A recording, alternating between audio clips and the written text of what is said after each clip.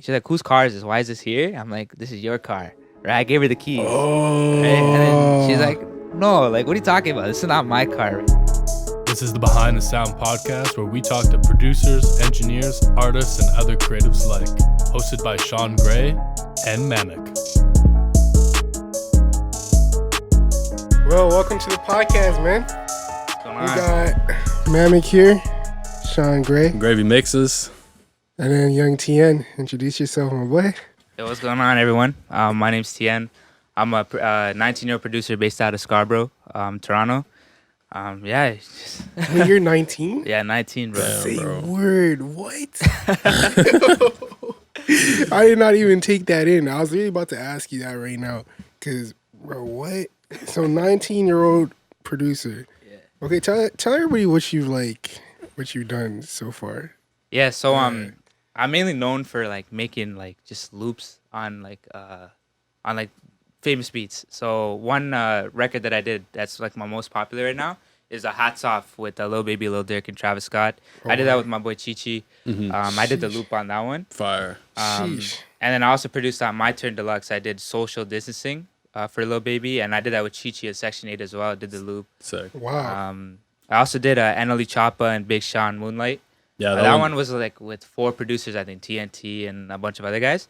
Yeah. And yeah, same thing, loop. And then I also have another single that's like pretty good with Scorey. I did the beat on that one. That was probably like Scorey's sick. hard. yeah, Scorey's insane. Like I found him when he was just like smaller on Instagram, and then yeah, I just DM'd him, or I think he DM'd me, and then it's just been working ever since. Yeah, that's a list right there. At Yeah. 19. Yeah. At Wow. 19, yeah, that Wow. that blows my mind. I think when you walked in, I'm like, yo, does this feel normal to you at this point? Like, yo. It's surreal. Like it's like I never expected to be where I'm at today. You know, it's Yeah. like when I was like in high school, grade 9, grade 10. Like I just making beats for fun, you know, and like my parents would just watch me, and like being from a brown household, no one's like really Yeah. respecting that. It's really hard to make it out of music. It's not stable as well, right? yeah. Mm-hmm. But yeah, no, I just kept going, and then COVID hit, and then my life changed after that. You know, like that's when all my biggest records came out and whatnot. Yeah. And yeah, just it's insane now. Like everyone just so much more respect now, you know. But Yeah.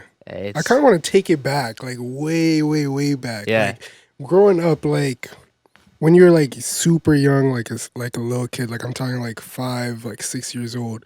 What was the household like? Like, what was your parents like? 5, 6 years old. Yeah, like when you're a kid, were Yeah. they listening to music? Was music around the crib? Like, It was what was nah. it like? No one ever listened to music in my family like that. Like it was just like movies and whatnot, like Bollywood movies. Yeah, But like, and I would watch maybe a few when I was younger.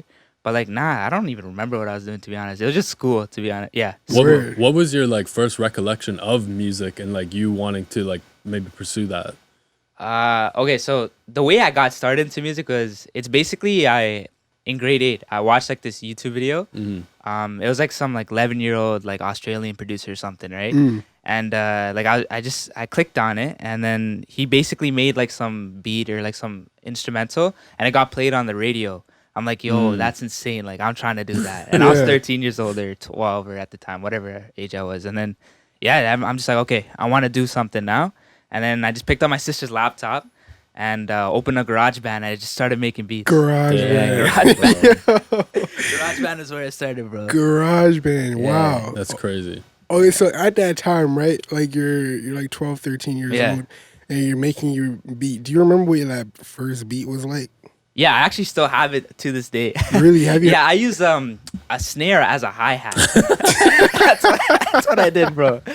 And, bro, I remember just bumping that shit. Like, I was showing it to my mom, my dad, like my sister. I'm like, yo, look at what I did. Like, Yeah. But they're like, what the hell is this? But How are they feeling about it? Like, because in that moment, did you know like this is what I want to do, or was it still kind of like just like a little hobby on the side? nah, it's always been a hobby. Yeah. Like, I never expected this to be a career at all. Mm. So yeah, I was just doing it for fun. Like, just like while doing like, so for me, I have to maintain good grades. Like being from a brown household, right? Yeah. Yeah. So like I always made sure like I'm doing good in school. Hell, But then school. after I'm done on my school, it's like I have nothing to do, right? I never really went out like that and like just chilled with friends or nothing like that. Like I was just always home. Yeah. So okay, I gotta do something, right? And then I just picked up beats and started doing that. Shit. But I think that's important too, right? Is like you weren't trying to make it a career. You were just trying to have fun, right? Yeah. Whereas like a lot of people tend to kind of fall towards like, they see someone maybe like you who's gotten the credits, got placements, whatever, and now they're trying to do that too, but they don't truly enjoy it. Yeah. And like I think that's where they might fall short. I see that all the time. It's like people think they can hop into music just because there's so much money to it, right? But like you have to have the passion. Like you have to actually love what you're doing in order to make the money. Like I honestly, when I was making beats, like I was selling everything for free. You know what I mean? Like I didn't really care about money or nothing. But I was in high school. I didn't have nothing to pay, right? But like I just wanted to make music because I enjoyed it and I wanted people to rap on my beats. Like I desperately wanted people. Like, I didn't care how small or big it was, you know? Yeah. And then like I think that mentality is what just like the finance just came like just out of nowhere, you know? I was just working for free really. But a lot of people get into it thinking that they can make money from the get-go, you know? Yeah. It's like every business like owner or like successful person always talks about it, about like how at the beginning you got to do work for free. Yeah. And like you gotta like grind out and different things like that. So like for sure, it's just about finding what like that passion is and kind of like continuing on that course. You know what I mean? Exactly. Yeah. I think it's like that due diligence, right? That you just got to put in. You got to earn your stripes, got to earn your stars, and that eventually you will get to that place that you want to get to. But that doesn't happen unless the passion is there first, right? For sure. Yeah. So back in 2019 is when your name started popping up on all these local Toronto artists. I kept seeing YoungTN, produced by YoungTN on like all these local guys here in Toronto. So back in 2019? Yeah, 2019, 2018. Okay. Yeah, so around I think it was early 2019 or like 2018. Yeah. So how did you Who are some of these artists? Bully was one. Oh yeah. Bully was one. Yeah. There's definitely a lot of other guys too, but do you have any you remember? 2019. Yeah, I remember 2019. I was just trying to hit up like every single Toronto artist. I was on there. Like I was really just DMing everyone like, where can I send beats? Yeah. But yeah, I remember Bully was someone I worked with because I used to intern at a studio and like I just met a bunch of artists through there. Yeah. So yeah, Bully was one of them. Like French was another one. I can't remember all of them, but there's a lot. Yeah. Long list. Yeah. So how do you go from working with all these local Toronto guys? Yeah. You kind of creating a nice little buzz for yourself here in the city, and then go to working with like Lil Baby. So like me, I was really networking in Toronto, right? And when I was networking in Toronto, it was like more the local people. Yeah. Mm-hmm. But then I started to branch out on Instagram, right? Like I really wanted like a major placement. I didn't care who it was. Like I just wanted to see a snippet, right? Yeah. That's all I was hoping for, right? Like any artist with 100K or above. Right? Yeah. And so essentially I would go to like any of my favorite artists or like anybody that I truly like enjoy listening to their music, and then I'll go to their like following and I'd find their manager, I'd find their A&Rs, their producers, right? Doing your research. So that's basically how I was doing things. And then even like just on their posts and stuff, I just check who's tagged, who's in like I'll try to figure out literally who's in that photo. Yeah. Right? Even if they weren't tagged, I still research it somehow. Yeah. Somehow figure out a way. And essentially, I just I DM them like introducing myself and being like, oh, where could I send you loops or where could I send you beats, Yeah.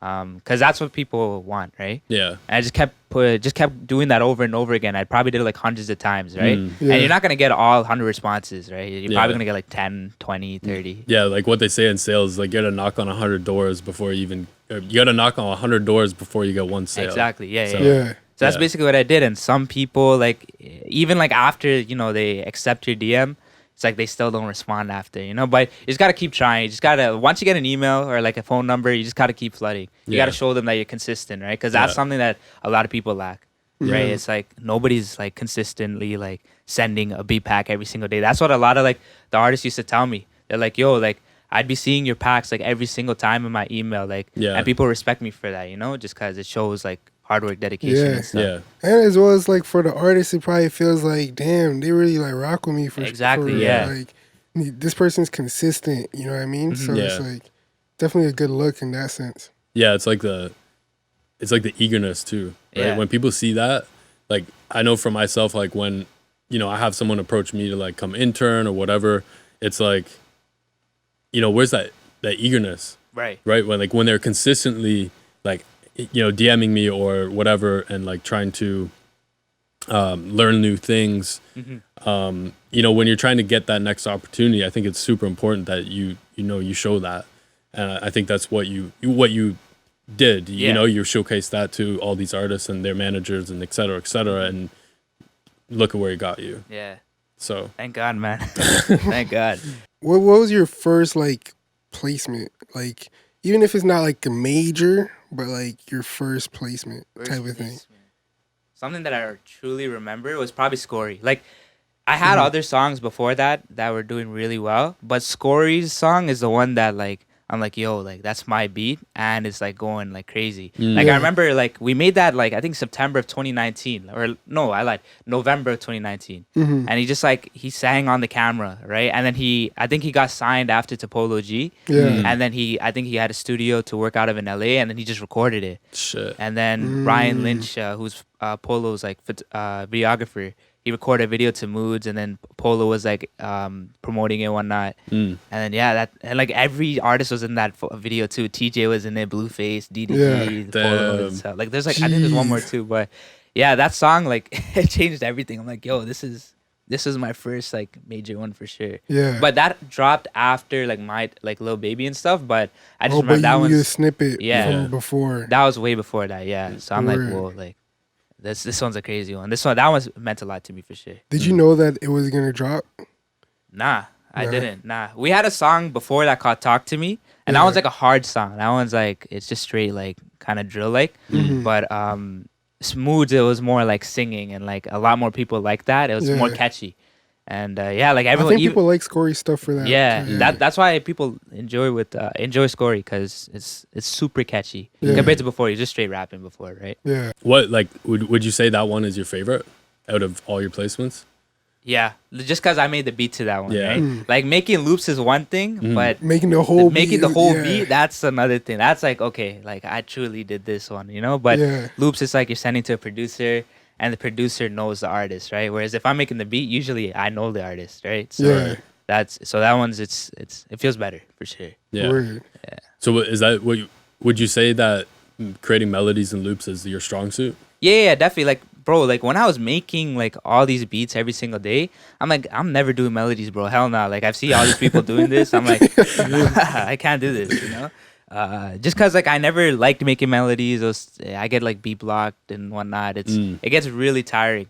But then like it was 2020. I realized like there's so many other producers in Toronto that were getting like big placements. I didn't want to like I don't know. I just felt something in me like where I had to like make loops, you know. And then I just started making them. The first month, like I made like crazy loops. You know what I mean? The second month, which was February, I was making more. Then March came along. This is when lockdown happened, and I used this opportunity to be like, okay, I gotta grind out as much loops as I can. That's the same thing with me too. Yeah. And so basically, then after, like I remember I was trying to hit up Chi-Chi. Like he did solid on my turn before the deluxe dropped. Yeah. I'm like, yo, like Chi-Chi is just like hard. Like I want to work with him. Like he's working with like artists that I want to genuinely work with. Yeah. And then I just remember like I tried hitting him up on the DMs and whatnot, and he wouldn't respond, right? Yeah. And then eventually I found his email like online somewhere. Like I was doing my research, you know, and then I found his email and I sent him a pack, right? Yeah. It was like a low-key email. Nobody knew about it. I just sent him a pack, and then he DM'd me like the next day saying, yo, you're hard, bro. And then keep sending more. That first pack we made was social distancing. Damn. Oh, wow. That first pack that I sent, I'm like, whoa, that's insane. And then that's when Section 8 also worked on the beat with him. And then he DM'd me later, and then I started working with Section 8 more. And I just like make like 3, 4, 5 loops for them every single day. It gets very tiring though, but yeah. It's basically what I was doing all throughout really quarantine.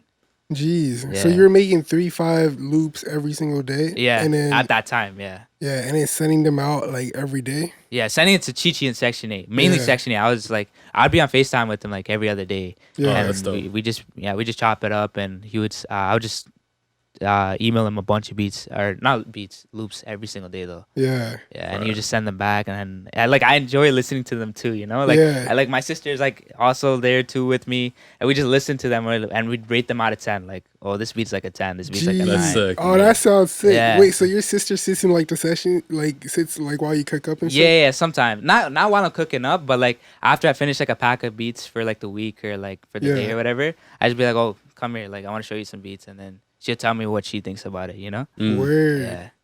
Have you ever played her something and she's like, damn, this shit's ass? Like she would never say that, but she would be like 7 out of 10. 7 out of 10. Oh, she's being generous. She's just being generous. Like, you know, it's a good beat when she says like 10. Like that's how I know. Yeah. She's usually in the 8-9 range though. I don't know what I would do if I show my beat to one of my fans. They're like, nah. They're like, nah.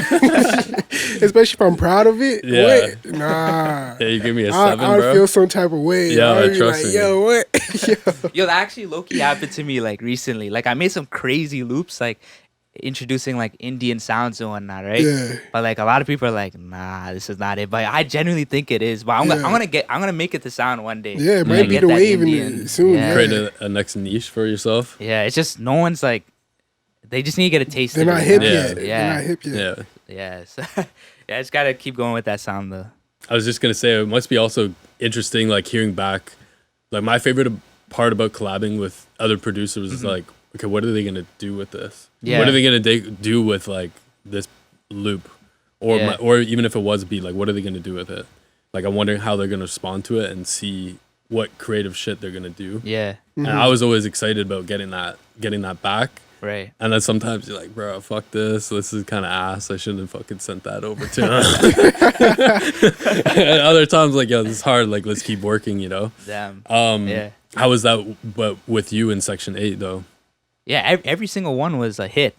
Every one. Like, this guy's insane. Like, I don't know how he does it, but like, he just does them in like 5 minutes, right? And the thing was, he was working off like JBL speakers and like headphones. And his mixes were clean. Like, That's my sister would crazy. say 10, 10, 10 every single time. I'm like, okay, yeah, there's something with this guy. Yeah. And then, we just made social distancing, and like with Dirty Tay and Lil Baby, we also did Don't Want to Do It. That's one of my favorite records too. Yeah. Like that melody, bro, that was insane. Like that was a surreal like day. Like I just woke up and like Dirty Tay was on like Instagram Live, and I was just searching for a snippet, hoping that like Lil Baby dropped a song with like, you know, my melody in it, right?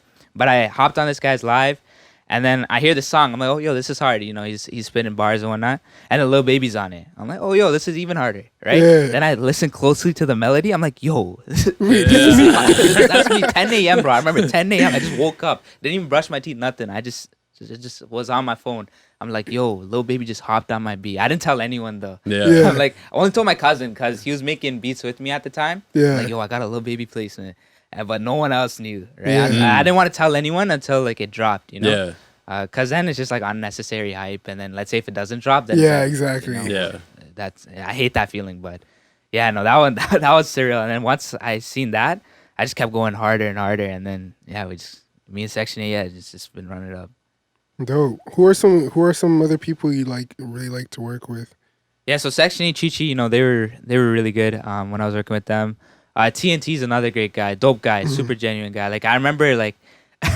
I used to annoy him with a bunch of questions. Like, so one thing about me is like, everyone knows this, like, I always ask like 20, 30, 40 questions. You know what I mean? Like, just trying to figure out like little things, you know, like, oh, how do you send this email? What do you add in there? Oh, can you send me that confidentiality agreement thing you have? Like, just little things like that I used to worry about, right? Yeah. But like those things matter, right? And like I would just keep asking for advice, and it'd be like the same thing over and over again. But just like I liked hearing it from like different producers, and I just Getting kept that doing it. validation Yeah. type of thing. Yeah. And so with TNT, like I used to ask him all these questions, and he would respond to every single one. And I could tell he was getting a little annoyed. Yeah. And as soon as I hit platinum, bro, he's like, "Yo, you did it, bro." I'm like, "That's mad respect for you. Just DM that, you know." Like he's been watching me, and like he knew that I was like coming up, and just for him to acknowledge it was like insane to me. Yeah, And I met him in exactly. Vegas, bro, and like he's just super That's genuine fire. guy for real. That's fire. Yeah, so he's someone I love working with.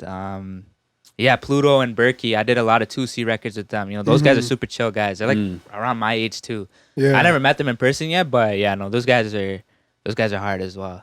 Weird. Berkey's all the way in like Europe, I think. Like Yeah, this I guy's know, insane. yeah. Isn't he in like the UK or something? I don't know. I'm I don't pretty think it's UK. Maybe Germany. I might be like Yeah. wrong, but yeah, Berkey's hard. Yeah.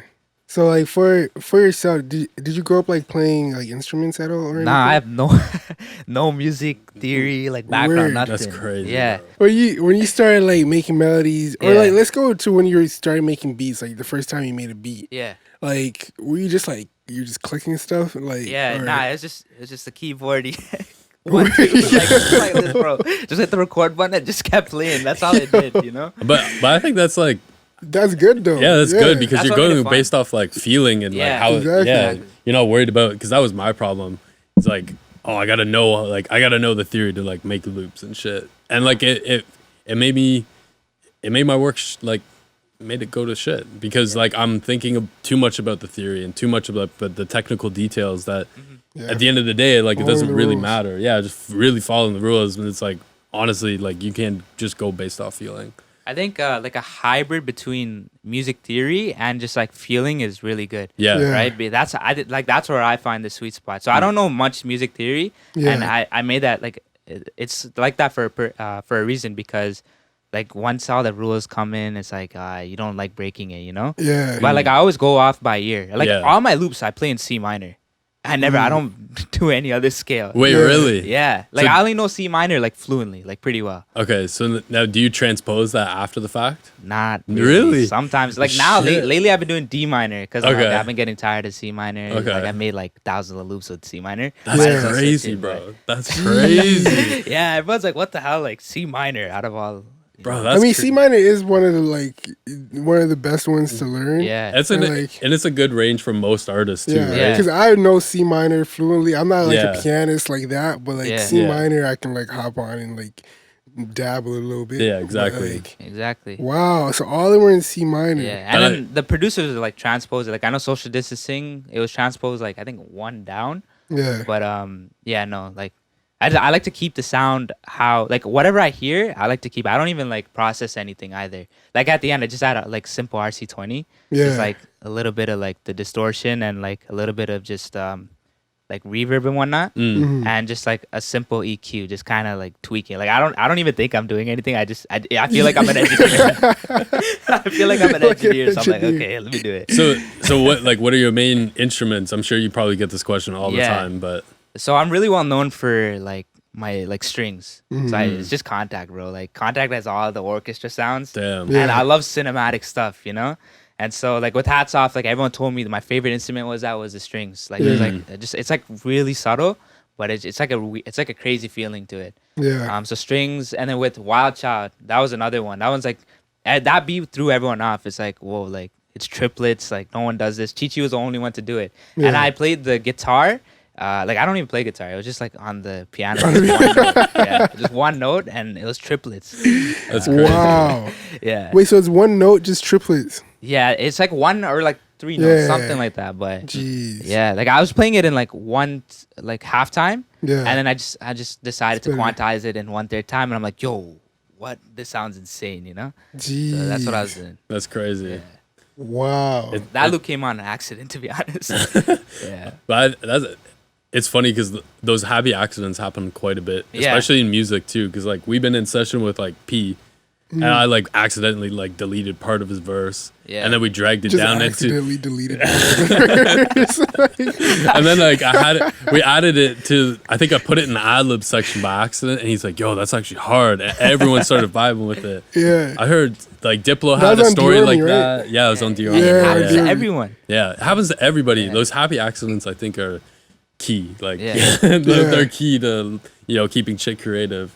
Because sometimes you're like, I never even meant for that to happen. Yeah. But I think I was engineering a session recently, and then I was like duplicating like stuff over, and I duplicated the wrong thing over. Yeah. But like it was like super tucked in the background, and the producer was like, "Yo, that's hard. What's that in the background?"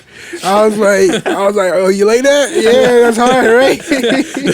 just playing it off like you fucking did do it I on was like, purpose. yeah, that's hard, right? Yeah. But Don't no, kill those me. happy accents are always the best because it's like when you go into it without an intent, you're really making music, like Exactly. you know what I mean, based off of just like whatever comes to you. You know what I mean, and that's like the best feeling for sure. The one thing that is hard, like I remember in Vegas, like I would have those like accidents, you know what I mean, where I'm playing the keys and like people hear, they're like, "Yo, what's that?" Right, and I can't get it back because I don't know, like, I don't know how to play it like that, right? I'll just play whatever. Yeah. And then, but like with that file, they have like the 2 minute like dump score log. So I get it from there, but like so sometimes it gets difficult to just even get that back. But those are always a vibe.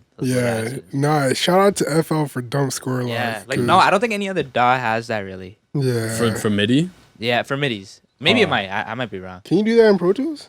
I don't know. I don't know much about like Pro Tools does have MIDI, but I don't know how well.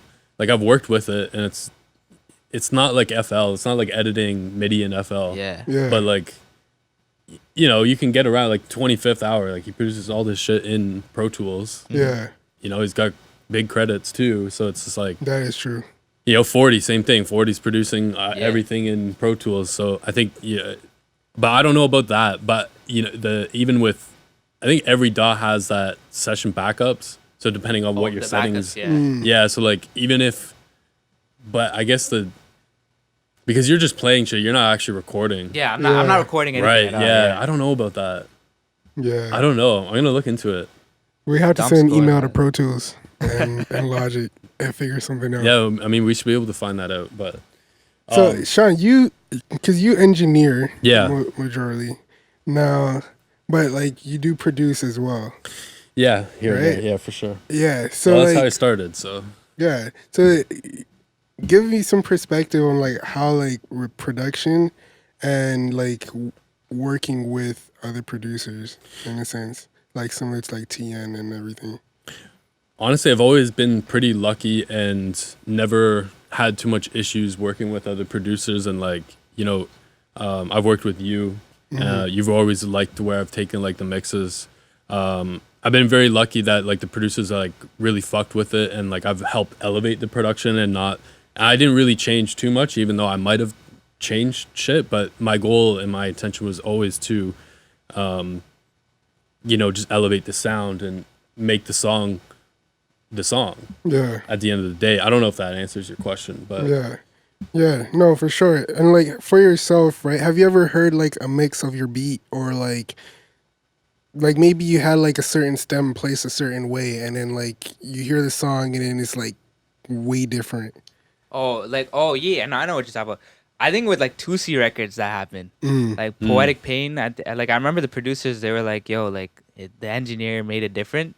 Like it doesn't hit the same." You know what I mean? But like it was still hard either way, but like the loop with loops, I never really found that. I never really stems out really for that anyway, just because it's like the loop is the loop, right? The loop is a loop, right?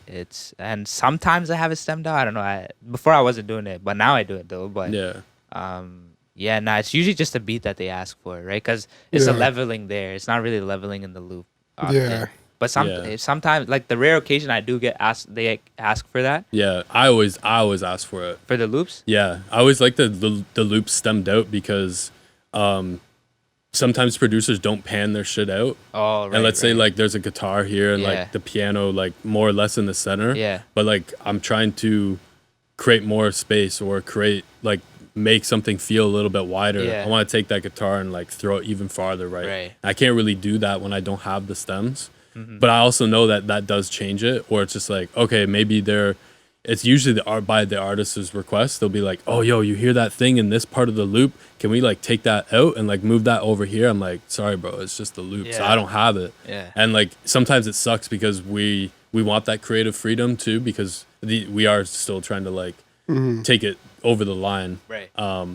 But yeah, I guess it depends. I think it depends on like the producer type of thing, because like I'm sure you've been doing it long enough and like you do it well enough, obviously it shows by your work, but you do it well enough that an engineer doesn't have to worry about you exporting everything in mono. You know what I mean? And sometimes it is a little like annoying because it's like I add processing, like I don't add a lot, but just like RC20 and stuff. Like I find RC20 kind of changes like the sound. I don't know. It's like I don't know if it's like adds like a little like flavor to something it. to it, right? Yeah, it's just some texture. Yeah. And so like but that's to the master, right? The entire thing. So when you split it, it kind of like I see. Changes, yeah. So But you'd have to like export sorry it. to cut you. Would you have to like then go one by one and then export it through? Nah, I just leave it as like I just take off the master because it's just RC20, right? It's not the biggest difference, and I just give it to them and I just let them do whatever they want to do with it. But I wonder if there's a way that like you could do that, because like if it's on the master, because when you go to like right click or whatever when you're making the multi tracks, there's no way for it to, because it's just coming straight off the channel. It's not routing through the master. Yeah. I wonder if there's a way that I'm sure there is. FL There can probably do that. is a way, but like, or if you could set it up ahead of time so that you are still getting your RC20. Because when I make melodies and shit, I process the fucking shit out of them. And it's always a pain when someone's like, yo, send me this. That's one thing I noticed. That's one thing I noticed about cooking up with you. Like, because my process cooking up, like, I don't really like process anything either. And like, most I'll probably do is like EQ and reverb or something. But like, when I see you, like, you're like, you have like 8 plugins on one track on like a different thing. I try to get creative with transposing it and like you have it bust out to another part so that you can add more plugins. I'm like, yo, whoa, like you're taking more time like tweaking sounds that I take like on like a whole beat. I'm like, yo, but like you're particular about like the sound you're looking for, you know what I mean, type of thing. Yeah, and you just never know what's gonna happen from that either. This is just like my approach. I like playing with the plugins. I like, taking someone's idea or my own idea and just seeing what happens with it. Throwing a bunch of like literally taking spaghetti, throwing it at the wall, see what fucking sticks. But like, it's, and that's how I learn new shit too, right? Because I'm like, okay, so I have this, like you said, I have like this whole plugin chain. Now that is getting bust out, and I can create a whole new plugin chain that's an octave up, and then blend that in to taste. And it's just like you could get wild with it. And then you could keep doing that. So now I'm building off that one, and that's bust out, and I could work off and just keep doing that and blending different sounds and shit. Yeah, so long as FL don't crash. Yeah, that's the thing. That's the thing. I have that fear every time I'm cooking up. Bro, like it's happened more times than you think, bro. It's like I make like a crazy melody. I was about to ask you that. Yeah, I make like a crazy melody and like I have it set so that it auto saves every 5 minutes. But it'll be like 3 minutes into the melody and like FL crashes, bro. I'm like, bro. Like it won't even revert to the backup or whatever. Yeah, exactly. So I was about to ask you that. Have you ever had like some of like your favorite melodies and like that you've lost just to FL crashing? Yeah, definitely. Probably like maybe like 3-4 times. But like I think I would. Oh, that's not too bad. Yeah, like it doesn't happen that often, but it's happened though. Like like, and it's annoying as hell. But like usually it auto saves it. It catches it. Now I set it to I think it's like 2 minutes now. Yeah, I think 5 minutes, bro. I get a lot of work done in 5 minutes. Yeah. You'd be bro. So I can finish a beat in 5 minutes. Yeah, exactly. They gotta fix that. It should be like defaulted to like 2 minutes. Yeah. I feel like regardless, it doesn't work. I feel like regardless, it doesn't work. What? Why? Because I haven't had any auto saves ever happen. Bro, you gotta figure it out. Never. What are you working on? Windows or Mac? Mac. Oh damn! Yeah, I don't know. I don't know why that's happening. Are you using Mac too? Yeah, I've always been on Mac, bro. Yeah, I'm on the same here. Mac. Okay. Nah. Maybe it's where you're storing it or something. I don't know. I don't know, because somebody showed me like the restore session or whatever it's called. Yeah, you couldn't get it? Never worked for me. We'll have to open up your FL. Maybe I have like a bad sense of time and it hasn't been 5 minutes, but hey, I've tried to restore sessions and shit is gone. I'm like, yo. Bro, after the podcast, let's help them out, bro. Tech support. Man, yo, I got to. How is their tech support image line? Have you guys tried? I've actually never used it. Yeah, so basically there's an issue where I recently built my it's not like a studio out for like the public, but just like for me. Yeah. Right. I've always worked in my room, so I have the basement now. And basically, I got this widescreen monitor, and with that file, it was like glitching like crazy. You know, like I wasn't, the mixer track, it was like widened. I'm like, bro, what is this? Like I can't even access anything, you know? Yeah. And then so I tried, but the support is weird. It's like they don't have a number or anything. Yeah, they have to make like a e-ticket or something, and then that ticket, shit, and then bro. you just have to like. I hate that. It goes to the forum. If I can't just talk to somebody on the phone, it's annoying. It's super annoying. Like I hate just emailing them, you know. Yeah. But eventually, I figured it out. Like I just had to do a bunch of research just to figure it out myself. Oh, that's so annoying. Yeah, though. Like, that's what sucks a lot. It takes up so much time. Like I couldn't make beats for like 2 days. Yeah. Just because of that issue. You know what I mean? I hate when like those things get in the way. If you're trying to be creative and shit. And it's the worst because your most creative ideas come during those times. Exactly. It's like you could have went the whole week without being inspired at all, and then the second stuff stops working, is like, yo, I have an idea for this, I have an idea for this, and an idea for that, and you can't lay it down. It's just like voice notes. Or fucking deadlines. Yeah. Like, fuck, this has to get in tomorrow, and this shit's not working. God damn, bro. Yeah. Do you have like deadlines that you like put for yourself, type of thing? Yeah, so okay, before I was just straight, it was school and then come home, do my homework and then make beats, right? And that's really it for the day, right? But now it's like, okay, I got other things to do. Like I chill with my friends, you know, I help my dad out with his stuff. I go to studios like every day now. And it's just like a lot more things to handle. There's more things on my plate.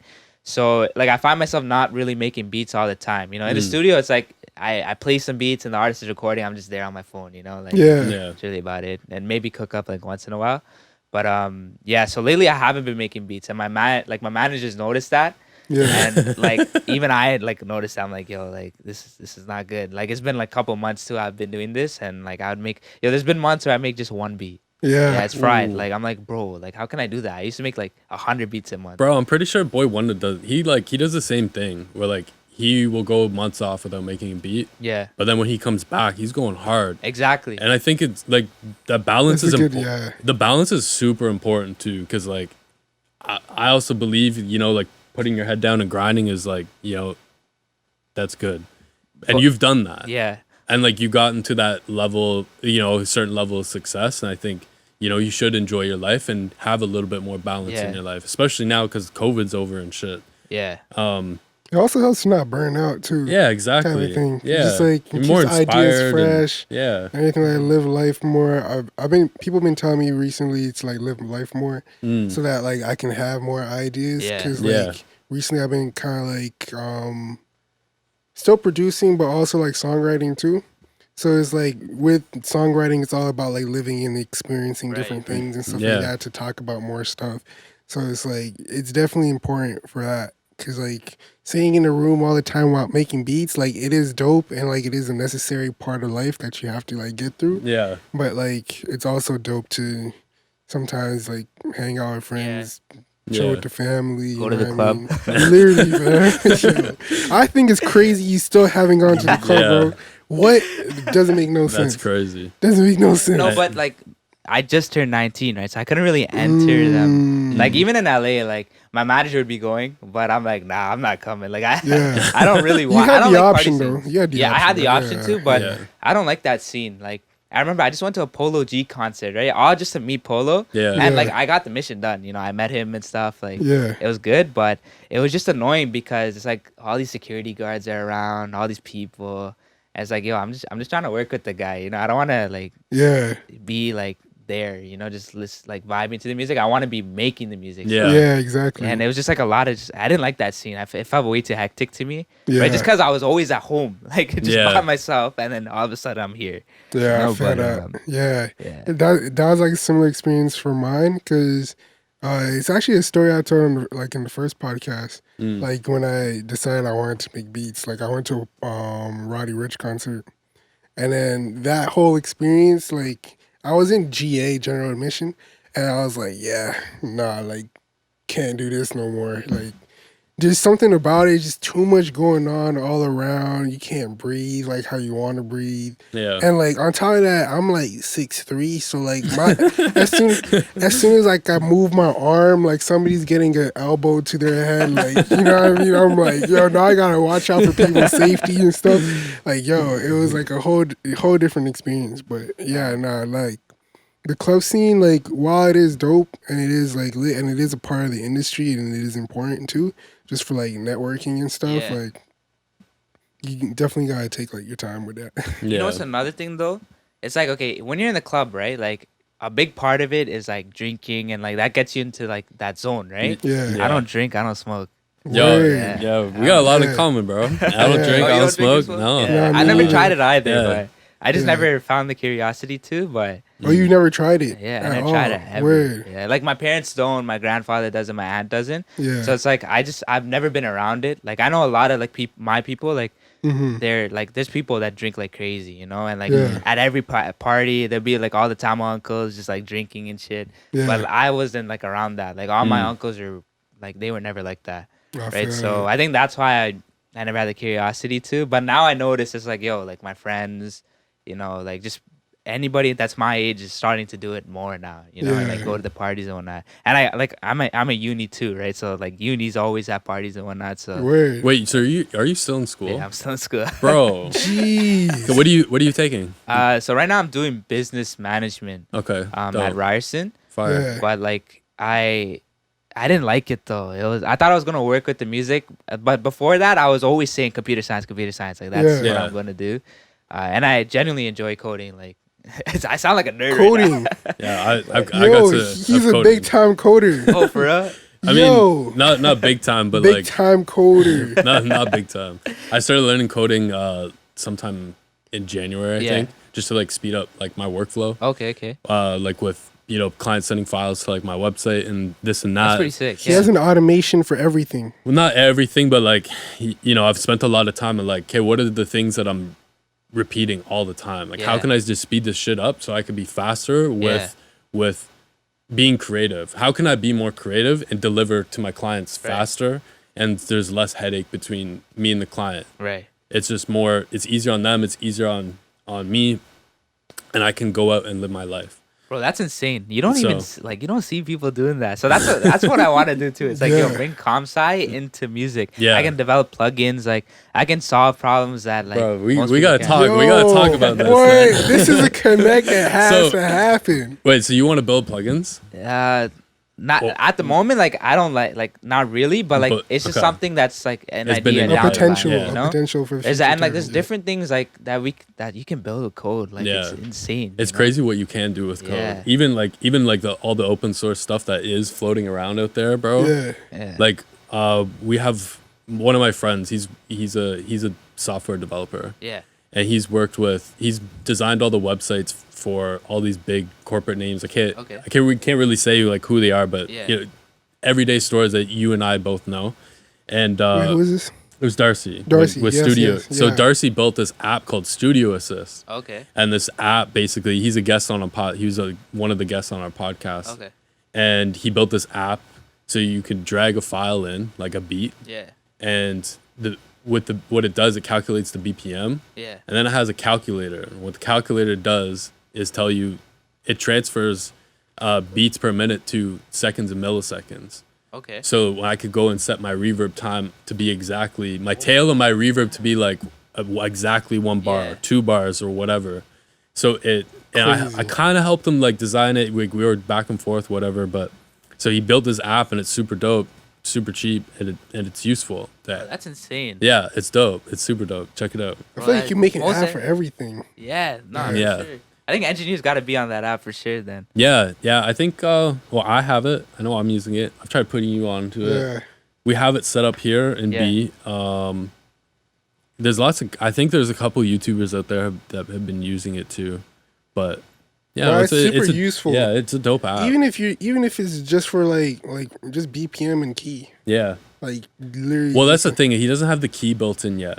Mm-hmm. That's the only problem. Sick, the key, I have been pushing him to try to get the key in there, but I'm sure it'll come soon. Yeah. Yeah. Because detecting key is a little bit difficult. He was telling me. I can't remember why, but just something to do with the code. And there's open source stuff out there, but I don't know. I can't remember why, but yeah. Anyway.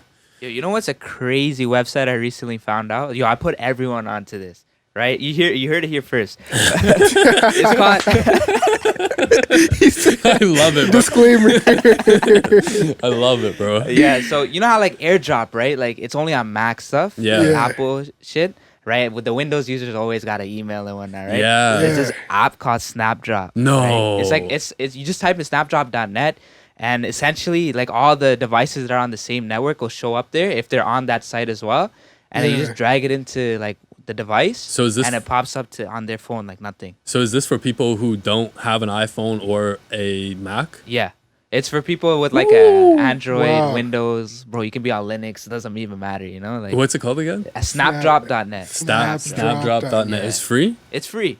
It's free. It's, Damn, you just need internet. bro. Just to be Okay. on the same I don't internet. know Sauce, though. bro, I still think people should still hop on Mac though. Yeah, nah, I But agree. If it's you can like- afford it. Imagine like you're in a session and it's like, yo, can you go type in snapdrop.net real quick? Nah, no, it's not. Yeah, fair enough. I mean, everyone knows. But I know. Everyone who comes in now, it's like, yo, can I airdrop this? I get airdrop beats. I airdrop it back. Whatever. So Yeah, I was at a studio over the weekend and like the computer didn't have AirDrop. Yeah. And yeah, What studio does not have a Mac? That's I'm not. it was like prior. It was a though. Mac, but it was an old Mac. Oh, so okay, like okay. AirDrop wasn't on it. Yeah. And I was engineering the session. Producers like, yo, can I like AirDrop you the beat? Yeah. I'm like, hey, bro. So like, we don't got no AirDrop right now. And he's like, all right, bet. Just like, let me know what your email is. And then it turns out the studio doesn't have Wi-Fi on the computers. So I'm What, like, bro? How the hell I'm do you like- operate the studio then? so I had to go get a flash drive. Like we're in like 2000. Oh my god! I had to get a flash drive and like plug it in tight joint. Well, that's such a vibe killer. And on top of that, I had to bring sessions from one computer to like the B room to work on it there. So I had to plug in my hard drive, plug it into it. Bro, stop. And it Just stop. Just stop. That's I no was like, bueno, bro. Yeah, no, it was terrible. And then giving them stems was worse. They wanted stems. They're like, all right, we gotta wait for this to like copy onto the disc, and they had to plug it in. We had to wait for them to copy it on, and then I need my disc back. You're not walking away Bro. with that. It was See, terrible. Unfortunately, I hate to say it, but studios that operate this way are going to go out of business. Yeah. It's just a. It's I mean, the just a studio was fact. nice though. Yeah. The studio was nice. I liked it. I heard it was good cool. like stuff about that. Yeah, no, Yeah. that studio is It's a good amazing. studio. It's a great studio. It sounds A good. little bit old, but Yeah. like, you know what I mean? If you know how to operate a room and kind of like keep a vibe, like you can get away with it. But like, if I wasn't like a likable person and like I was just like on the computer, they would have like walked out type shit. They would have been like, yeah, nah, I'm done. So you buy your mom a car, Yeah. bro. That honestly, huge. Yeah, that's huge. And when I saw Huge. that, Every kid's that's like dream. it's humbling, you know. Yeah. Like that must be very humbling to like get back to family. Every kid's dream. Yeah. Like what pushed you to do that? So yo, that was like an insane moment. Like yo, those like 4 months of me just trying to get that car was like insane. Like there was like times where I'm like, yo, it's not gonna work. Oh, it might work out. It's cause bro, like I was 18 at the time, and like it's just so much like just a bunch of just like paperwork and whatnot. Yeah. It's Was it like, a surprise? yeah, it was a surprise. Yeah. Yeah. Oh, So you nice. couldn't even go to her to like be like, Yeah, like hey, so with insurance and whatnot, like it got Yeah. difficult, you know what I mean? And being an 18-year-old, like bro, like I was thinking about like just getting it like under like my name, Yeah. right? Just so I can like surprise her Oh with yeah, it, right? insurance is Bro, insurance for me crazy. as an 18-year-old, bro, and as a male, Yeah. it's $1,000. Yeah, they're literally playing games. Yeah. They quoted me that. I was like, nope, Hell you guys no, are bro. crazy. Bro, I paid $780 for a Civic Phew. $780 for a Civic. for a year. That's Wait, crazy. you paid that? bro. I paid that for Every 1 single year. month. For every month. Bro, that's like you can It's get a fuck- brand new car with $780. Bro, that's what I'm saying. But What? the thing was that I kind of needed it to get to work, but I feel it you. was one of those ones. But I mean, now I don't pay $780. But Yeah. anyway, continue on. Yeah, so yeah, it was just essentially like my manager he was telling me, yeah, like, yo, like, if you'd like to, you know, you can get yourself a car, right? And I'm just like, wait, yo, instead of me buying a car, is it possible to get my mom one, right? Because like I don't need a car, you know, like I'm chilling, but like I just drive my mom's car around, like her old one. Yeah. But like that car that we have it's a Highlander, right? That's been there for like since 2006. So it's like, but like they bought in 2009, so it's like a couple, like probably like almost a decade old now. And yeah, so my mom's been driving that around. It still works perfectly good to this day. But like my parents are always just talking about like, oh, like a new car. They just hint at the idea or whatnot, you know. And then I'm just like, okay, let me just get one. And it's something I've always wanted to do, and to be able to do it at 18, that's that's let me do that. huge. Yeah, and so I started the process in like September of 2021, right? So yeah, last year. And it was just like so much back and forth, especially like I couldn't even let my dad in on it because my dad he would have talked. He me might down. slip. He might slip. Yeah, he would get cheesed at me like because he doesn't like surprises, right? Because they'd be like, yo, like why are you spending all this money as an 18-year-old? You know, you could be putting that towards a house or something, right? And which I still agree to this day. Like everyone should put it towards a house, but I just wanted to do this for my mom, you know. And I didn't let him on it, right? And I was getting like my friend's cousin who's like who knows a boy at like, you know, Toyota, whatever. And, Love this. My friend's cousin who knows a boy at Toyota. It's crazy that like you're trying to give back to your mom and you're trying to jump through hoops just to be able to do it. Like and it shows a lot about your character, you know. Appreciate it, man. So I talked to the guy. I went with my boys, like. And we just all went, like, I literally pulled up with, like, just ball shorts and, like, a T-shirt. I'm like, yo, I'd like to buy a car. Like, my friends roast me to this day all the time about it, you know? But, they nobody took me serious, right? Like, everyone's like, yo, what the hell? Like, what do you know? But I'm like, listen, I want to buy the car, you know? And then eventually, you know, I did the paperwork and then they declined me because, like, I'm 18 years old. I have a proper credit score or nothing like that. And then that's when I had to get my, like, dad involved because he's someone that's, like, older, right? And I could have him as, like a sign it with me type of thing. Co-signing. Co-sign. And so I'm like, oh, man, I have to let my dad know, right? And so one day I talked to him just, like, at night. He just came back from work. I'm like, listen, I'm trying to do this. Like, please, like, you got to help me. You know what I mean? And then he was like this, like not disappointed. He was just like a little mad just because okay, I'm spending this money, right? It's a lot of money, right, for a car. But then I'm just like, please, like this is something I've always wanted to do for my mom. And then he's like, okay, we'll do it. And then next day, you know, we got to sort it out. And then it was a long wait too. You know, cars now are like all like it's huge shortage. Like all the lots and stuff are just like there's no cars at all. So I had to wait like almost 4 to 5 months for that car to arrive. Right, I placed the order back in September, October, and it came like February 1st, January 31st actually. Yeah, that's how because I used to work at a dealership, and that's how like the chip shortage. Everybody's waiting. Like it was a brand new one, right? Yeah, it was a brand new 2022 one. Yeah, exactly. But so how did she feel in the moment? Like. I can only imagine what her face was like. She was like, "What? Whose car is this?" That's what she said at first. Yeah, like, whose car is this? I took a video, but the thing was, it was at night, and I didn't post it on like my main account or whatever. But she's like, "Whose car is this? Why is this here?" I'm like, "This is your car." Right? I gave her the keys. Right? And then she's like, no, like, what are you talking about? This is not my car, right? She thought like some family came from like Sri Lanka or something, right? But because we were like, oh, come outside for a surprise. And then she was just there, just like thinking, like, wait, what? Like, she was just taking it all in, right? And she's like, why'd you do this? Why'd you spend all this money and stuff? But then after, like, she took it out for a spin, she came home and she started crying. I'm like, oh, my God. Damn. Wow. How'd that make you feel? That, like, I was just like, wait, why are you crying? You know, it's a car. But, like, the thing is, like, my parents really struggled, you know? Like, they came to Canada with, like, they didn't know English, you know what I mean?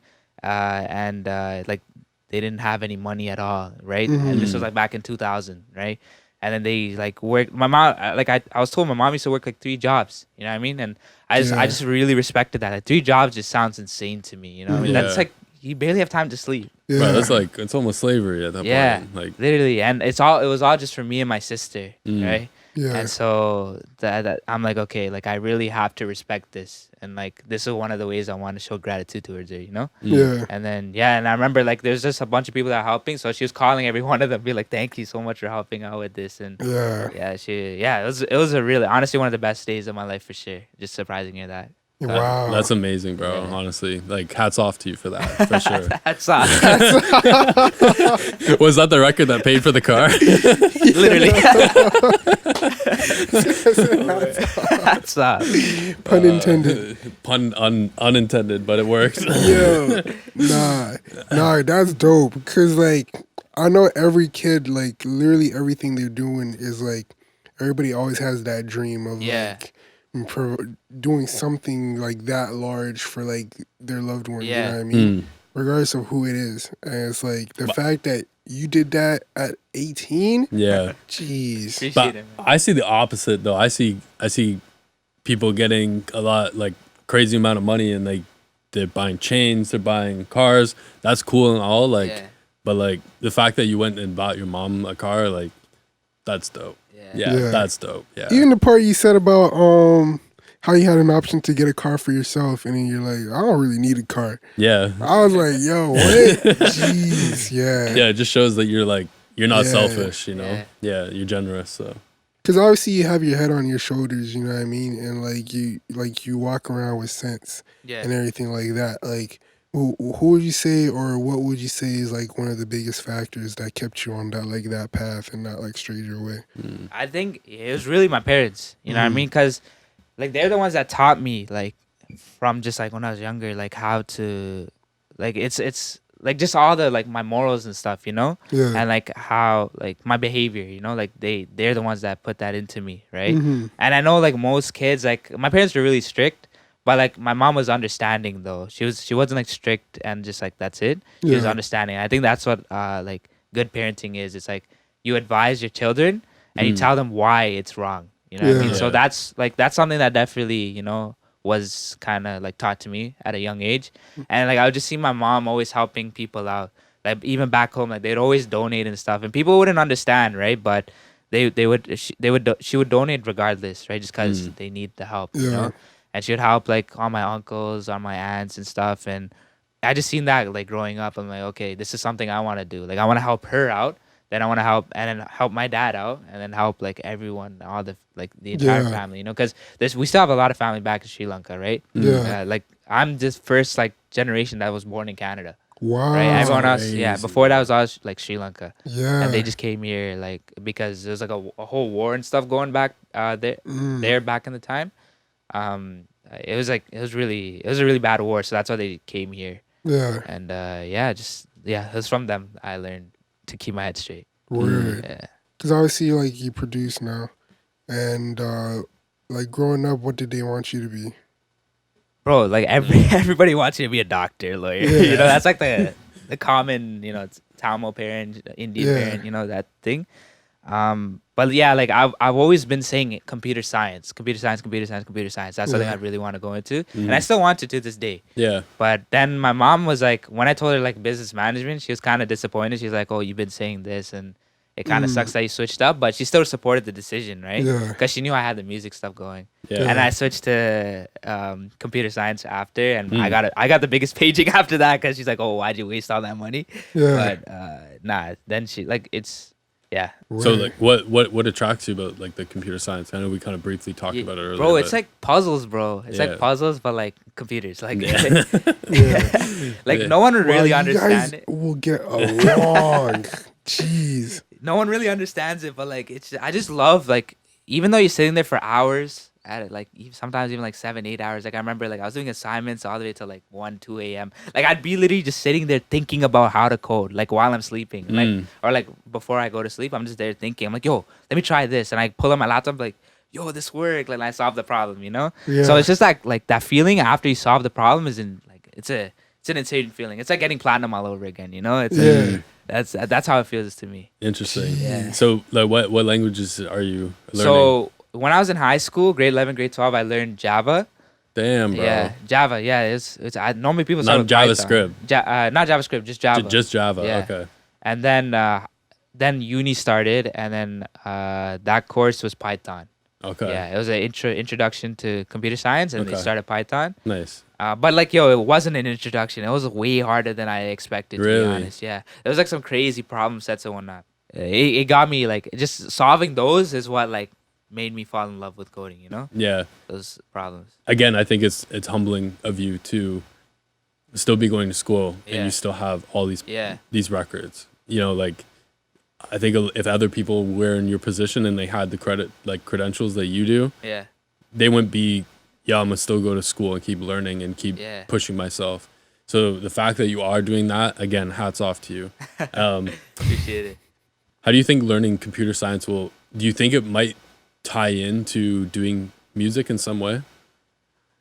Like that was something I thought about for a while. It's like, yo, like how could I really, bring that into music? But like I noticed that there's a lot of like little like problems that I feel like could be solved. Like for example, like when it comes to these labels and their like portals, they're pretty slow. Yeah, they're terrible. They're really terrible sometimes. Terrible. Right? Collecting royalties is like it's not fluid, and like for 16-year-old, like I was 16 at the time when I got like that record, right? Yeah. It's like, yo, what is all this? Like what is a contract? What is like I never like, it was just really confusing to me.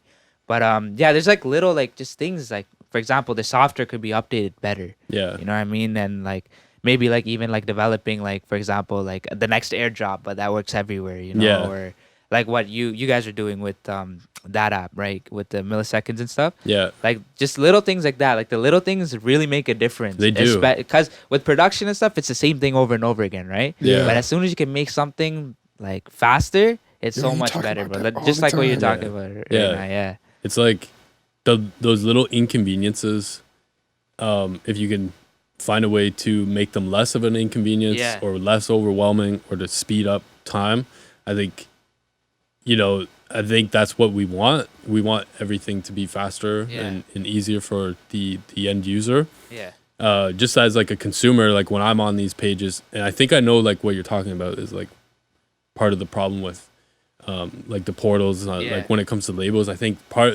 the reason for that is because they're like built on like an old infrastructure. Yeah, that's true. You would have to like literally tear it apart and rebuild it, and like that would take ages, like a whole team of people. Like, so we're talking millions of dollars to be able to do that. But I think if you look at the newer companies coming in today and what they are doing, it's like they're modern, they're fast, they understand, and they're not so distant. I can't remember who I was listening to. I think it was Busy Work Beats.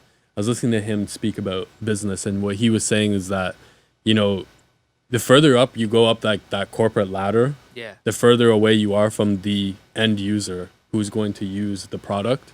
So the problem is that you need people who are developing these things to get real-time feedback from the people who are going to consume it at the end of the day to help solve those problems. Yeah, I think if you could find a way to tie that back into music or whatever you are doing in life, because I'm always like I'm an efficiency person. I'm always trying to learn the newest efficiencies that's going to help me get the results that I want faster.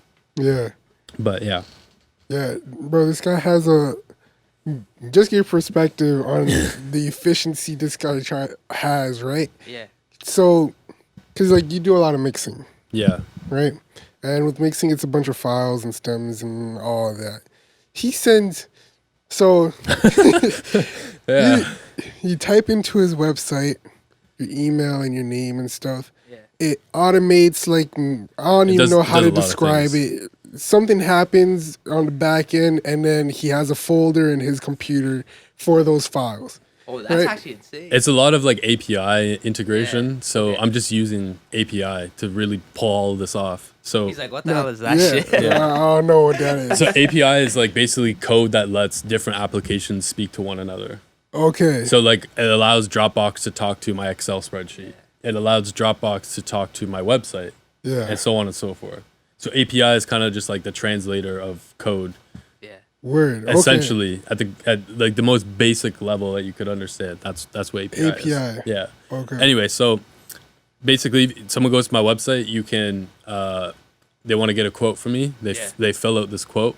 What's the website called? GravyMixes.com. Okay. So they fill out this quote, and then what happens it sends me an email letting me know, okay, hey, someone filled out a form, blah, blah, blah. But on my Dropbox, what happens is that after they fill out that quote, I want them to send me a rough demo of the song that they want to get mixed. Okay. So what happens is it triggers my Dropbox to send them, because they put it in their email. So it takes their email, sends them a file request, and puts that file request in where I tell it to on my hard drive. Yeah. So now it's saying, okay, so take this person's email, put it on my hard drive, and make 2 folders, one called client files and then one called Pro Tools sessions. Now what it does is then that goes into a folder called quotes. Yeah. On my hard drive. Yeah. So connected to Dropbox. So they get this link, they upload the files, and then it just shows up on my hard drive. Bro, that's actually insane. And it's just like, it's so simple. Like, it's really simple. And then they use the same link. The same link every time. Meanwhile, he did not touch his computer. I didn't do anything. It's all automated. But at the same time, too, so like if I'm sending a mix out to a client, you know, to like get revisions or we're trying to finalize it, whatever. So same deal. I go to my bounce files and I have an Apple script that I use, and I trigger this Apple script. And what it does, it takes that file, duplicates it into like the process, and that process folder then is their email, and then that triggers Gmail to send them an email with the link, and then it just says, hey, your files have been uploaded, and here's the link pasted. That's insane, bro. And it's like a click of one button. That's it. Yeah. As long as the file is selected, and so just a little drop down, boom, it's all. This is why comp size. So like little things like that, because imagine me having to type that out, copy and paste this link, blah blah blah blah. It's like, fuck that shit, bro. Yeah. How can I speed this whole thing up as two or three steps? Right.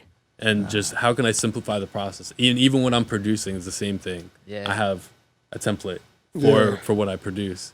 The same, some key sounds that everybody knows. At least when it comes, that are just sitting there. It's just like a 2-step pattern of the clap, so I can easily just create ideas really fast.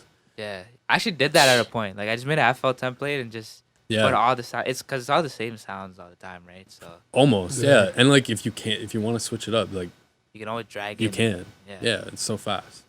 I did that, but then I stopped because I'm like, okay, it's getting like really, really repetitive.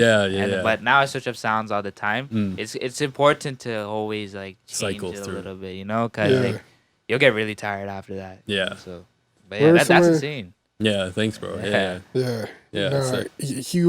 I remember you calling me at like 1 a.m. one time. I was like, yo, look at what I could just do. Hey, he'll literally be like this. He'll be like, watch this. And I'll put my hands up. He clicks one button and he's like, and he's like, check your email. I'm like, what? I'm like, what? Bro, that's insane. Yeah. It's just like, I have to like give, I hired a business coach, and, he was the one who like taught me a lot of this stuff. Oh, okay. So I have to like, give him praise for that. Because Chris Graham, so he's the host of it's called The 6 Figure Creative, formerly known as the 6 Figure Home Studio. But yeah, so they rebranded. So I hired him as my business coach, and yeah, he kind of taught me a lot of the automation stuff and systems really, and like that's where I've learned where my true strengths are, is like how can I optimize systems, and now I have a whole new perspective. Like, well, I walk into a studio session, I look at FL, blah blah blah. I'm like, okay, I can understand this, and I keep wanting to improve it and improve my own life, improve the quality of other people's lives too. Yeah. Because just seeing how powerful it worked for me, I was like, dude, I have a lot more time on my hands now. I can get a lot more done. So yeah, those few seconds matter. They do. They add up, bro. It's crazy. Like you use a lot less brain power too. That too. So now I can be more creative. There's less friction. Yeah. Dope. What I wanted to ask you, what are some of your go-to sounds? Go-to sounds, bro. It's for loops. It's contact. Contact. It's a stock sounds. It's a stock contact. Stock contact. Yeah. And I only have 3 plugins on contact right now. That's really you don't use like any of the like expansion packs. I used to, but then my computer crashed. Right, and then like I didn't have a MacBook before this. I was always on a Mac Mini. Yeah. And then I just bought this laptop you got right here recently. Yeah. Like a year ago now, And yeah, so I was too lazy to get all the packs. I'm just like, okay, let me just get the ones I need. So contact the default stuff. I use that all the time. Lately I've been using Hive. Hive is pretty cool. Hive. What is Hive? Hive. It's Hive. it's by UHE, I think. UHE plugins. Word. So What that type of sounds is actually, that? yeah, no, I Yeah. remember using Hive. Yeah, Hive, it's dope. It has a yeah. lot of like synthy Yeah. type of sounds. Yeah. I recently got Nexus. I don't use Omnisphere. I never really. Well, you used got that. Nexus in 2022. Is that Nexus is 3? Nexus still- 3. Nexus Yeah, 3. the Is new Nexus one. still hard? Nexus 3, No, they yeah. made a Nexus new- 3 is good. Really? It's brand new, yeah. Yeah. See, weird. Good Nexus sounds 3. and stuff. I remember when Nexus Word. 2 came out, and that's still when like Yeah. everyone was trying to make Yeah, I like the couldn't get future type Nexus beats. 2 because I was on Mac. Oh, They never had it for Mac. right. Wait, I think I had it though. Maybe On Mac. I don't honestly because I remember Yeah. trying to like get it and it Huh. wasn't working or nothing. But What were some other? That's good how I feel ones? about Purity. Purity. I used to Yo, use that back in the Purity's day. dope though. Purity Yeah. you can't use on Mac. Like, Really? Nah. I swear. No, I had was it. able to use Purity. Yeah, I was Seriously? using Yeah. it, bro. Really? Yeah, man. I remember I purchased Purity and then it just wasn't working on FL. Huh. And then I literally looked it up like on Google and I was like, it said like, oh, you can only use it on Windows or something. Damn. So it's like I think it'd be- 32-bit or something. I don't know. Yeah, no, Purity was a good one though. I use that a little bit, but it's mainly Contact, Nexus, Hive. Oh, SRX plugins, SRX Orchestra. Orchestra is yeah, hard. from, Yo, like social Roland? distancing was made on SRX World. Weird. Yeah, Damn. That- the so- Roland Cloud, right? yeah, Rolling Cloud Yeah, bundle. Yeah, fucking Juno. The Juno crazy plugin is shit. insane. There's like one pad that I use all the time there. Jupiter is Yeah. insane as well. What else? And then there's one more, I think. You don't use Omnisphere? Nah, I Really? don't. Back in You're 2019, I did. anti-Omnisphere. Bro, honestly, from like 2016 and on, like I could listen to songs and be like, this patch, that patch, that patch, and it was just like, bro, like I'm tired of hearing the same Lotus ones. flute, bro. Or the in memoriam bells, bro. Bro, if you used in memoriam bells, you got clown, bro. You got fucking clown for using that patch, bro. Omnisphere is dope, but you have to tweak it. Yeah. Like take like what I always used to do is not use the default patches, but go in and like find just the sounds. So I can't remember where it is, but you could go to like attributes and then Yeah. like find different sounds. Yeah. So you could like Oh make yeah, your I remember that part. Yeah, yeah, Like, so make you your can own and yeah, stuff, you can yeah. make your own or just like work off of a very basic one, not Okay. one that not the patches that have like 4 sounds all loaded up, and you play it and it sounds huge already, and it just sounds like Yeah. too much. I On don't top of know. the effects and stuff. yeah, it's just like it's too much, bro. What was, Word. what was the other one that everyone was using too? It wasn't Nexus, but there was a next one.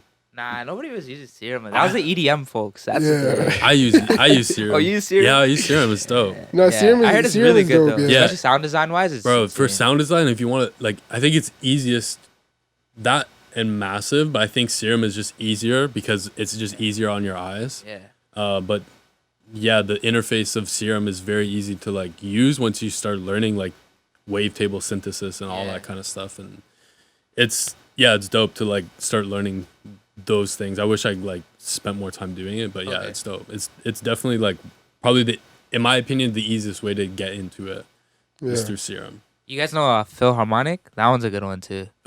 Philharmonic, I have no idea what that is. Bro, you don't know what? Bro, I'm actually surprised. Yeah, no. Philharmonic's insane. Like it's Phil- an insane Yeah. What is it called? Philharmonic. Yeah, It's like Philharmonic. Hey, I'm about to get some PHIL plugins tonight. harmonic with a K. Yeah, it's I think I had it at one point because that shit was like $500. Bro, I'm not gonna lie, bro. When I was a kid, I didn't have money, bro. I was you're cracking low-key. now I pay for everything now Yeah. just because I'm Yeah. able to. Yeah, As like write-offs and whatnot, but yeah. back in the day, I was bro. I remember my computer Philharmonic. crashed, and then eventually I was like, yeah, I gotta stop cracking shit. Yeah. Because one too many computer crashes, just yeah. And you don't get the that was support toast. for that too, right? When Exactly. you crack it, so Exactly. Yeah. and like all the viruses and stuff. Like I remember, I probably like destroyed my computer like 2 times just because of like one plugin. Exactly. Yeah, they like I researched it. They sneak in like plugins where it basically it uses your computer in the background to like mine and stuff. It's like for GPU mining and whatnot. Like I don't know. It's maybe I might be like Huh. wrong, but there's like weird stuff that happens in the background when you Yeah, download it. you just don't know what you're downloading. Yeah. Because people could like, you know the scripts that you have to run to Yeah. install it. So it puts all the there could be correct some files. extra things in that. Exactly. So you could be installed. Like, that's why I don't really fuck with crack shit, because you don't know what you're putting on your computer. Yeah. You could write a whole script to say, hey, take this IP address, blah, blah, blah, turn on the fucking camera. Who knows, bro? You don't know what you're downloading. There's some smart people out there. Yeah. So I just run Malwarebytes though and call it a day. Yeah, that's basically it. So basically that's like it's like a program that deletes all the malware, like any suspicious things. Yeah. It just takes it out. Yeah. Malwarebytes? Yeah. Weird. Yeah, you got to clean up your shit. Like, bro. I mean, I don't really be downloading stuff anyways. oh, but that's like, good. Now I don't. Yeah, it's because I use. Just keep it clean, man. Yeah. Especially if you can, like, support the companies that are making the stuff that you use, you know? Yeah. Sometimes the support is nice too, you know? It's really good. Yeah, it depends. I think the first plugin I actually properly bought, it was $10 halftime. Oh, yeah. Yeah. It was like a huge sale. I'm like, yo, I'm getting this. I couldn't crack it. So I'm like, okay, let me buy it. $10? $10, Solid. yeah. That's how I see, like, all of them now. Yeah. But did you ever like watch like YouTube tutorials and stuff? On how to crack them? No, like, or just like to learn, like making beats, like YouTube Oh tutorials and stuff? bro. Yeah. Like I learned to make beats because of YouTube. You know, like bro, like Internet Money, like Busy Works makes a little bit, but Internet Money, they were crazy with the melodies, bro. Like I used to watch a lot of Internet Money. Yeah. What about Tree Sound before they turned into Split Tree Mind? Sound, yeah, bro. Those guys are melody gods. Yeah. Pilgrim, like I think he was in it before, but Pilgrim was like, he left. insane. I think Based One too. Yeah, Based One was insane. Based You know One's who I fire. used to watch like early? Cash Money AP. Oh, yeah, Cash he was. Money. Yeah, he was fire too. Yeah, Cash I always got Money new AP. plugins from watching him. Yeah. He always had that. I don't know. He always had. He would just be cooking up like, Yeah. on YouTube, like just live for like 10 hours. Bro, I see him play the keys. I'm just there, like paused on the MIDI, just trying to analyze every single one. Yeah, Like, exactly. What is he doing? yeah, what is he doing, bro? Yeah. I Cash still Money remember AP 's this a one goat. melody Yeah. he did. Yeah, crazy. Yeah. He's definitely like one of the producers I looked up to as well. Yeah. Like, it was his era producing for YoungBoy that made me like YoungBoy. Yeah. Yo, actually, I have a question for you. So, what do you think about the music industry as a whole and where it's going? And I have a follow-up question to that, but I'll say that after. Yo, like the music industry, there's some things I really don't like, you know, especially when it comes to like some of the business people, you know, it's like especially as a kid, like, they try to take advantage of you and whatnot, you know. But I had a smart mind, so I knew what I was doing. But like it's just like I've noticed that quite a bit. It's like yo, since I'm 16 or 15 or whatever age I was at the time, people think they could like, you know, like finesse their way around, you know, and they think I'll sign this contract without knowing what I'm signing, you know. But like something my mom always instilled in me is read your contracts and understand everything before you sign something. So I'm like, okay, you know. And so when I got my first contract with Lil Baby, I'm like, okay, I'm reading through everything. I'm googling what. Well, they put all this jargon that you just don't like. You're like, what the fuck does that word mean? And you look it up and you're like, oh, why couldn't they just say that? Yeah, instead? exactly. But that's lawyer language. Yeah. But yeah, thankfully, then I had a lawyer, right? Carl Folks. Like, shout out to him, bro. He like saved my life. You know? Like without him, I probably wouldn't be where I'm at right now. But he really helped me out a lot, helped me understand things. Dope. Also, my managers G and Jermaine, like those guys really helped me a lot as well. So as a 16-year-old, like who's really reading? Yeah, you're like you're just excited to get that placement. I'm just excited, bro. I'm like, yo, when is it dropping? You know? Yeah. So, but yeah, it's just shitty because everyone like there's no like really like any like platforms, anything where you can learn this stuff. Now I'm sure there is. Like before, like back in like 2019, like the only thing I learned from was like Producer Grind. Yeah. Those guys are like always interviewing people. Yeah. And I watch a lot of them all the time, and and I just kind of learned little things. And like Carl Folks was one of the guests on there, and I learned from him a lot. But yeah, like it's. That's how you found him? No. Then Section 8's lawyer was actually Carl. Okay. And then he introduced me to him, and that's how I got to know him. Yeah. That's dope. But yeah, I don't like where it's headed, especially for the young guys. You know, like this 14, 13, 12-year-olds making loops for like big producers now. You know, it's insane. Like, bro, like I remember when I was 16, I was probably one of the first people to get platinum. Now there's like 14-year-olds with platinum. One thing that's important is that we need to maintain the quality of our work. the quality of the production, the quality of the mixing, so on and so forth. You know, that we have to make sure that we don't lose that as we allow things to become easier and more accessible for people. I think it kind of just like makes the like, you know how in video games they talk about like the skill gap. Yeah. You know what I mean? It's like because of that influx of like so many people getting into it and like getting into like making music and how easy it is to put a song on Spotify. It's the reason why we look at Kanye and we look at Drake and they're like, they seem like they're so huge. Yeah. Because like so many songs are being dropped like every single day. And like, you know what I mean? It's creating that gap like bigger. And now it feels like the skill gap is like, Drake is like, this is too easy. You know what I mean? Yeah. Like, you know what I mean? It's just like, that's the, I don't know. It's kind of like finding that balance where like it's still open for, because like anybody can put out music, anybody can make a beat, anybody can go to the studio and book time and record. It's not like before where it's like you have to know the guy at the corner and the corner guy knows where the studio's at. Yeah. You know what I mean? Or there's no like less gatekeeping happening now, right? Yeah, exactly. Yeah. So it's kind of like just like figuring out how to keep that, how to get that balance where the quality is not affected. Yeah, I agree. That's the challenge. Yeah. I don't know how that's gonna happen, but So my follow-up question to you was what do you think it takes to succeed in this new producer landscape? Yo, anyone can make a beat, you know, like you can be the most talented producer in the world, but I say this to everyone, 20% of it is actually making music, right? 80% of it is networking, right? And that's a skill that many people don't have. Yeah. It's like, it's because it's like awkward. It's socially awkward to just go up to someone random and be like, hi, my name is this. Like, I do this. What do you do? You know, but that's what I learned from like a young age. Like my boy Benji, like in grade 10, that's what I was doing. I was just going to networking events and just straight up introducing myself to people, you know? Yeah. So like that's the reason why I got to where I'm at, is because I knew how to network and talk to people, right? But like other people don't, you know, and they don't like, that's not part of the process. Like it's not supposed to be part of the process. Which, like you're there to make music, not be a businessman, you know? Yeah, I think there's something to be said about that too, because you know, I'm more of an introvert myself, but you know, really pushing myself to be more outgoing, like really it helped elevate my career. Yeah. But I also agree with you, because at the same time, it's like it's not about that, but you know, because it is about the music. But I think what happens, and I think why the people who are a little bit more outgoing tend to be a little bit more successful, is because you start building deeper relationships with people, right? So I think that's part of it.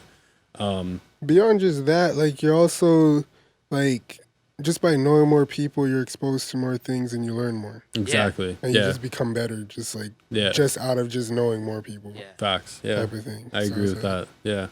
And there's like, you get more popularity too, in a way too, you know? Yeah. So it's like, as if when people see your name being spread around and like your name on Instagram all the time, they start to remember you. Yeah. Right? And they'll be like, oh, YoungTN, yo, I remember that guy from back in the day. Like, you know, it's those little things like that, you know? Yeah. But the biggest thing that I'd say is, if you really want to make it out as a producer, you got to really put in the work and like stay consistent, you know? And that's what making beats and going out and sending Instagram DMs, right? Which is all the shitty parts right here. But making beats is always the fun part, but you got to do the shitty parts as well. That's a gem right there. Yeah. That's like, no one wants to do the real hard work, but bro, you have to. Yeah. You got to. Dope. Yeah, I think we're ready to like wrap this up. I really appreciate you coming on, bro. It's been a pleasure talking to you and sharing your knowledge and your experience at such a young age. So again, you know, congrats on your success. Appreciate it, man. Thank you guys for having me. For sure. Yeah, I love sharing my story out. You know, just like, because I know there's younger kids than me trying to do what I do. Exactly. Right. So I want to teach them what I had to learn on my own. You know? Exactly. So there's older people too. Even older people. Exactly. For sure. Yeah, dope. Yeah, so we'll continue to like spread the message and spread awareness, and Yeah. For sure. Where can people find you at, bro? Bro, at YoungTN on Instagram. I don't really use Twitter like that, but YoungTN _. You can also find me on TikTok too. I low key been going crazy. Are you like open to DMs or anything like that? Oh yeah, of course, bro. Like, It gets hard though, cause like for everyone's always DMing me. Yeah, like, I always have like, yo, can I send you loops, bro? yeah, it's the same thing. You gotta come different though. Like if it's advice, like yo, I'd always respond. Yeah, because I love giving out advice. Like I remember when I was trying to ask for advice, people not, respond at all. Right, but I need to do that, so that's one thing I do. But if you're just asking like, oh, yo, or like, where can I send loops? Like, it's simple, yo, bro. Like, legit seen those DMs. Or like, oh, yo, we could get your Instagram profile verified today. No, get away from me, bro. Yeah. Weird, dope. But yeah, and I am one Mamek on Instagram, and this is _@GravyMusic. And this is the Behind the Sounds podcast. Appreciate you coming on, bro. Thank you. Peace. The Behind the Sound podcast was recorded at the Orange Lounge Recording Studio, located downtown Toronto.